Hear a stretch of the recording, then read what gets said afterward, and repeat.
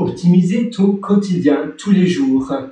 Aujourd'hui, dans cet petit atelier, dans cette mini-leçon, c'est la première fois que je fais finalement une mini-leçon pour toi parce que je trouvais, en fait, je cherchais un compromis avec les longs ateliers et les petites vidéos YouTube et sur les autres plateformes de vidéos que je faisais. Et finalement, eh bien, j'en suis arrivé à l'idée de faire des mini-leçons. Alors, dans cette première mini-leçon, j'aimerais te parler de la vie au quotidien et comment tu peux agir plus facilement, faire des choses de manière concrète et t'amuser, avoir du temps pour toi davantage. Durant tes week-ends, par exemple, et bien souvent, pour la plupart d'entre nous, c'est 2 journées que l'on a où on n'a pas trop de choses à faire. Évidemment, on a des choses en famille peut-être, on a des choses, on a peut-être à faire du shopping ou d'autres choses, mais on a beaucoup de temps, plus de temps que durant la semaine. Et pourtant, souvent on glotte, on a du mal à se mettre en route, on a du mal à se motiver. Et si le vendredi soir, tu écrivais déjà sur une feuille de papier ce que tu veux réaliser durant ton week-end, donc tu vas mettre sur une liste, sur une feuille de papier, tu vas mettre toutes les petites choses que tu as envie de faire, que tu as vraiment envie de réaliser. Tu vas par exemple écrire, voilà, demain non, tu dois plutôt mettre en forme d'action. Donc demain, je fais un chapitre de mon livre. Par exemple, pour ma part, j'ai une Freewriter, j'ai la Freewriter Traveler. Donc, c'est un outil pour écrire très rapidement. Et j'ai la Freewriter, c'est donc un peu comme une vieille machine à écrire. Et ça te permet simplement d'écrire. Et ça se connecte au cloud pour synchroniser tes textes, ce que tu as écrit avec Dropbox, Google Drive et autres. Mais ça te permet de ne pas avoir de distractions. Tu sais, les distractions que tu peux avoir avec ton PC portable ou avec ton téléphone, parce que tu peux faire beaucoup trop de choses avec ces outils-là. Sur la Freewriter, tu sais rien faire qu'une seule chose. Et moi, par exemple, je vais mettre pour demain c'est samedi, je vais mettre demain, je vais écrire non-stop pendant 1 heure. Ça doit être évidemment déterminé, ça doit être simple et clair ce que tu écris. Donc demain, pendant 1 heure, je vais faire cela. Et au lever, évidemment, jamais 203. Si tu te donnes une exception, il y aura beaucoup plus de chances que cette exception se reproduira à nouveau. Donc, dès le lever, tu enchaînes. Et tu enchaînes ce que tu as écrit. Évidemment, le vendredi soir, tu ne dois pas écrire trop de choses à faire, mais tu dois écrire entre 2 à 5 choses maximum. Et dès le lever, tu vas commencer à abattre les choses que tu veux réaliser durant le samedi et durant le dimanche. Donc, tu vas à nouveau faire tout ce que tu avais mis et puis après, tu es tranquille. Tu as enlevé ce poids mental de ta tête, tu te sens libre et léger, tu peux t'amuser. Et au moins, tu vas faire des choses, beaucoup plus de choses que la moyenne. Tu vas vraiment être productif parce que tu es sûr que ça soit fait. Si tu fais le matin un peu comme Brian Tracy qui dit très bien dans son livre « Avaler le crapaud », donc « Eat that frog », il dit que la chose la plus dure à réaliser, elle doit être faite le matin au plus tôt possible. Parce que imagine, je te donne un crapaud à manger, il est tout gluant, il est horrible, il a ses yeux qui sont vraiment gluants et qui sortent de sa tête. Eh bien, si tu passes toute la journée à le regarder, à le visionner, tu auras beaucoup plus de mal à le manger. Tu vas procrastiner, ça va te prendre de l'espace mental dans ta tête. Durant toute la journée, finalement, ce sera une journée de perdu parce que tu vas penser à ça. Mais si tu le manges directement, tu ne penses même pas au crapaud, tu le prends et boum, tu le manges, tu ne penses même pas que c'est un crapaud, eh bien, ce sera beaucoup plus simple. Et c'est la même chose pour tes tâches. Si tu les fais directement, vite fait et bien fait, eh bien, au moins, tu as la certitude que ça soit fait. On pense qu'on n'est pas encore prêt, on pense qu'on doit encore un peu penser à d'autres choses, on pense que c'est jamais le bon moment, on s'auto-donne des excuses, par exemple on dit « Oh mais non, si tu as des enfants, tu vas te dire mais il y a encore, mon enfant risque de se réveiller, c'est pas le bon moment », ou bien tu te dis « Ah ben la météo n'est pas très bonne ou il fait chaud, je vais plutôt aller promener », et finalement il n'y aura jamais de bon moment. Et finalement si tu as envie d'aller promener, tu peux peut-être nouer les deux, tu peux écrire à l'extérieur, quelque part où tu peux aller dans une terrasse d'un café ou autre, et ainsi tu vas prendre du plaisir tout en faisant ta tâche. Mais au moins tu as la certitude que ça soit fait. Pendant certains moments, j'ai fait des semaines ou même des week-ends ermites. Donc ermite, des week-ends ermites ou des semaines ermites. Je réservais un hôtel ou une chambre de bonne pendant une semaine ou un hôtel pendant un week-end et je m'isolais de tout. Je disais à mon entourage que je n'étais pas joignable et pendant 2 jours, d'ailleurs une semaine c'est un peu trop parce qu'après tu vas commencer à être distrait, tu dois aussi te nourrir et ça va, les pauses vont finalement te faire sortir de ton cycle de productivité. Mais si tu fais cela pendant simplement une journée, c'est possible. Moi je m'achetais simplement des céréales et pendant une journée, eh bien tu vas être non-stop productif et tu vas faire ce que tu voulais faire. Par exemple, pour ma part, je voulais faire une formation Udemy.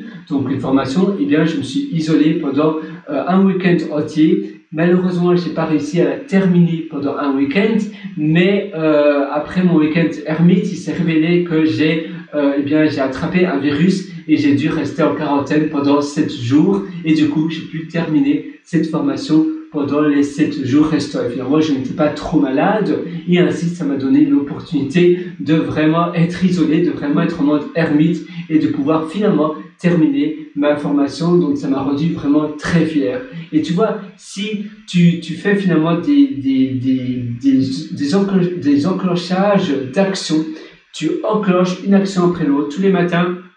Donc, le vendredi, tu vas faire ta liste de choses que tu veux faire et le samedi, tu vas enchaîner une chose après l'autre, et puis après, tu seras tranquille, tu seras waouh, tu seras libre d'esprit et tu pourras vraiment profiter de ton week-end.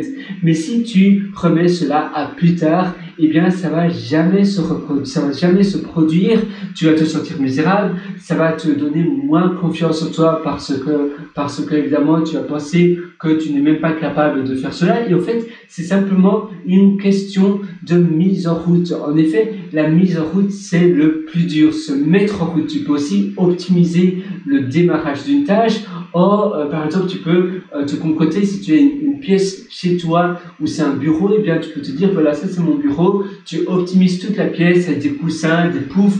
Et à chaque fois que tu rentres dans cette pièce, tu dois te mettre à l'action. Et cette pièce sera vraiment optimisée. Ça sera un peu ton studio pour faire la chose que tu veux faire. Si tu es freelance, eh bien, ça sera ton studio pour faire tes projets en tant que freelance. Si tu es formateur, c'est ton studio pour faire des formations. Si tu aimes bien écrire, c'est ton studio pour écrire. Et alors, tu auras la FreeWriter ou bien ton ordinateur. Ça sera toujours le même ordinateur avec le programme pour écrire. Par exemple, pour ma part, j'utilise Pages et ça m'aide énormément pour écrire. Tu peux aussi utiliser ton iPhone. À nouveau, c'est trop par distraction. Attends, je regarde simplement une référence. Oui, donc voilà. Je vais vite te montrer, je ne sais pas si tu vois, mais je vais te montrer à quoi ressemble la FreeWriter. Donc je vais te montrer en photo. Voilà, tu vois, ça ressemble à cela. Je ne sais pas si tu vois, mais ça, en gros, c'est la FreeWriter. Ce sont des photos de moi, voilà, avec ma FreeWriter et j'en ai une qui est Traveling. Et donc, ça te permet d'écrire, ça te permet de faire finalement plein de choses facilement et rapidement. Voilà. Alors, tu peux évidemment aussi, pour passer à l'action et évidemment pour te hausser, tu as 1000 choses à faire. Moi, j'utilise aussi les vision boards. Donc, les vision boards, c'est par exemple, j'aimerais m'acheter une belle maison. Ça, tu vois, c'est des cartes postales du musée. C'était un musée à Bruxelles, de la maison j'ai oublié son prénom d'ailleurs, c'est assez embêtant. Peut-être que c'est écrit, et pourtant j'aurais su le dire 1000 fois. Horta, pardon, la maison Horta. Et ça se trouve à Bruxelles, à Ixelles, et c'était un architecte. Et j'aime vraiment bien son intérieur. Tu peux visiter d'ailleurs sa maison Horta, c'est un musée maintenant. Et c'est un peu mon vision board. À un moment donné, je pouvais, quand j'étais à une résidence étudiante, je mettais cela au mur et ça me donnait encore plus l'inspiration et la motivation d'aller de l'avant. Parce que je voyais ces sublimes photos et ça me motivait vraiment à me dire, voilà, moi, j'ai encore rien, je n'ai même pas de maison comme cela. où j'en suis, je dois vraiment me bouger et je dois vraiment me stimuler pour y aller. Et avoir un vision board, ça va aussi te motiver. Un vision board, donc c'est un tableau de vision. Tu peux aussi mettre des photos de fond d'écran. Par exemple, je voulais aller absolument en Islande à un moment donné et j'avais mis en fond d'écran de mon téléphone une image de Reykjavik, de la cathédrale. J'avais mis aussi en fond d'écran sur mon ordinateur, le fond d'écran de mon bureau. Et ça m'a motivé énormément pour finalement me bouger et pour passer 2 semaines là-bas. Et finalement, je l'ai fait. Tu vois, j'ai les photos de mon séjour en Islande. Et voilà, j'ai finalement été en Islande et j'en suis vraiment super content. Tu vois, ça c'est moi en Islande et c'était vraiment super chouette. Donc voilà, donc je t'invite aussi à faire des choses comme cela parce que voilà, la vie est trop courte et il faut vraiment y aller. J'ai aussi un livre d'ailleurs de recommandations, ça s'appelle le 5 AM Club et c'est pour les personnes qui aiment bien se lever tôt, etc. C'est un livre assez plaisant que je te suggère si tu cherches de la lecture. Le 5 AM Club, c'est facile à lire. Évidemment, il y a pas mal de pages. Pour l'information, maintenant, je me réveille tous les jours à 5h17 du matin. C'est une routine que j'ai prise depuis le début de l'année. Donc, ça fait depuis plus de 4 mois que tous les jours, sans exception, je me lève à 5h17 du matin. Évidemment, tu vas te dire, mais le vendredi, si tu sors, le samedi soir, si tu sors, comment tu fais? Eh bien, je ne m'autorise pas à rester dans mon lit plus tard le dimanche matin. Je ne fais pas de grasse matinée parce que sinon ça va rompre la chaîne des habitudes et après ça sera beaucoup plus dur de continuer la même habitude. Mais alors je m'autorise une sieste durant l'après-midi. Je sais, voilà, le matin je suis crevé, je me lève le matin mais je me dis mais à midi, à 1h, je peux prendre une sieste. Et même en semaine, si je suis un peu fatigué, j'ai la chance, bon je travaille mais mon bureau est à 6 minutes d'où j'habite. En fait mon bureau est dans la même rue. Du coup, j'ai la chance de rentrer chez moi, je peux prendre une sieste je peux dormir pendant une demi-heure, 3/4 d'heure durant ma pause de midi. Et ça aussi, ça m'aide. Mais je ne m'autorise pas d'exception. Tous les jours, je me lève à 5h17 du matin et je vais au lit à 11h. Et finalement, je suis régulier dans mon horaire, de l'heure où je vais au lit, de l'heure où je me réveille. Et finalement, la régularité, ça paye toujours, ça gagne toujours. Donc, je te conseille de faire cela. Ça va vraiment te permettre d'aller loin, très loin d'ailleurs, dans ton succès. Parce que si tu es régulier, eh bien, ça paye toujours. Tu as d'ailleurs un livre, c'est aussi un livre que je te conseille, c'est de Darren, et ça s'appelle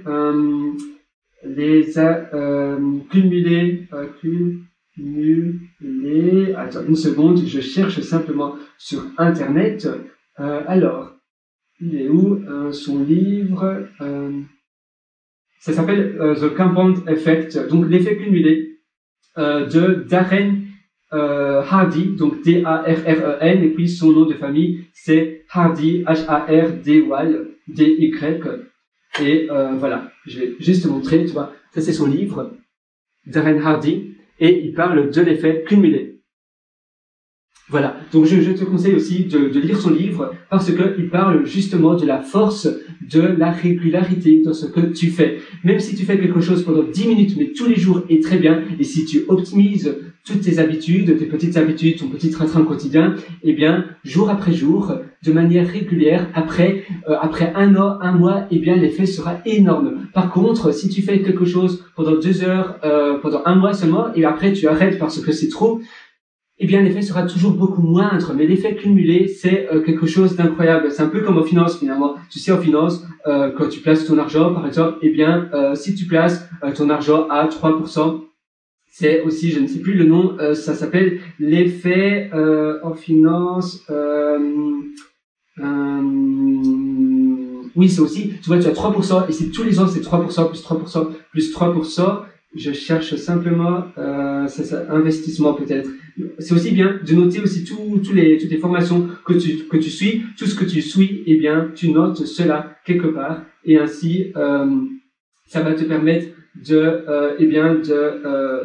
d'avoir énormément de ressources sur ton téléphone, et donc finalement, ça sera un peu comme un moteur de recherche personnel. Et ça, c'est quelque chose que je te conseille également de faire. Alors que je cherche vite, effet cumulé, investi. Maintenant, tu peux souvent, dans la plupart des applications de notes, tu peux mettre des tags. Et je te conseille d'ailleurs de faire cela parce que ça sera beaucoup plus simple pour toi, eh bien, de trouver facilement ce que tu vas voir, parce qu'avec les tags, tu vois, tu tapes simplement plusieurs mots-clés, les étiquettes en français, et ça sera aussi beaucoup plus simple pour toi de retrouver tes notes. Apparemment, moi, j'ai pas mis de tag ici, et c'est mon erreur. Les codes, sinon, c'est pas très grave. Mais c'est vrai que quand je cherche quelque chose, eh bien, je suis souvent un peu têtu, et je veux absolument trouver ce que je voulais chercher. Mais tu vois, finalement, quand quand tu prends des habitudes et que tu optimises tous les aspects de ta vie, ça va te permettre d'améliorer finalement tous ces aspects. Tu vas donc aussi faire les choses de manière régulière, tous les jours. Tu vas apprendre des choses. Tu vas essayer même pas essayer, parce que finalement le mot essayer est voué à l'échec. Je te conseille de ne pas utiliser le mot essayer, mais d'utiliser autre chose, parce qu'à nouveau, le mot essayer, imagine, tu vas dans un avion, et le pilote de l'avion, eh bien, il te dit, voilà, ladies and gentlemen, je vais essayer d'atterrir à Costa Rica, je vais essayer d'atterrir à Buenos Aires, et bien tout le monde aurait super peur, parce qu'à nouveau essayer, ça veut dire qu'il n'est pas sûr. Et bien toi, tu renvoies la même image à ton inconscient. C'est pour cela que c'est vraiment bien de bannir ce mot essayer, de toujours avoir la certitude de tout ce que tu vas faire. Tu vas te dire, voilà, je vais faire cela, et toujours favoriser finalement les images positives, ne pas râler, ne pas finalement soupirer, et toujours voir le bon côté des choses. C'est-à-dire que s'il y a une opportunité, finalement, tu vois, moi, j'ai eu un virus, j'ai dû rester en quarantaine, j'aurais pu simplement voir cette espérance en tant qu'espérance négative. Et finalement, j'ai pris l'opportunité de faire un cours Udemy. Si tu es dans une file d'attente et que la file d'attente est longue, tu te dis, oh là là, une file d'attente de 10 minutes, moi, voilà, j'ai pas envie de perdre mon temps pendant 10 minutes. Et c'est quoi te dire, à la place, eh bien, je vais prendre l'opportunité, pendant ces 10 minutes, de noter des choses, ou de mettre à jour ma liste de tâches, ou bien d'écouter un chouette livre audio, ou de faire autre chose. Ah oui, voilà, ça s'appelait des intérêts composés. Donc toi, c'est pareil finalement pour tes habitudes, en faisant et en pratiquant des habitudes tous les jours, même une petite habitude qui est une habitude finalement au centre, eh bien ça aura un effet un peu comme les intérêts composés, un effet composé et cumulé, et sur le long terme, eh bien ça sera énorme.